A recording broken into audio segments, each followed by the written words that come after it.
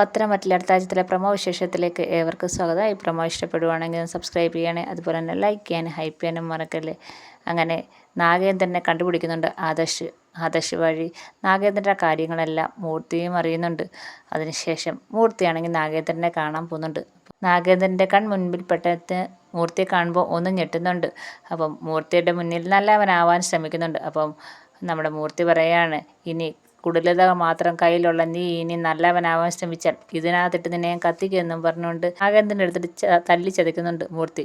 ഇനി ഇവിടെ നിന്നെ കണ്ടുപോകല്ലേ, എത്രയും പെട്ടെന്ന് തന്നെ ഈ നാട്ടിൽ നിന്ന് പൊക്കോണമെന്നും പറഞ്ഞ് ഒരു മുന്നറിയിപ്പും കൊടുക്കുന്നുണ്ട്. എന്നിട്ട് നാഗേന്ദ്രനെ വീണ്ടും കൊടുക്കുന്നുണ്ട് നല്ല തല്ല്. അതിനുശേഷം ആദർശിനെ അതിനെയും കാണുന്നുണ്ട്.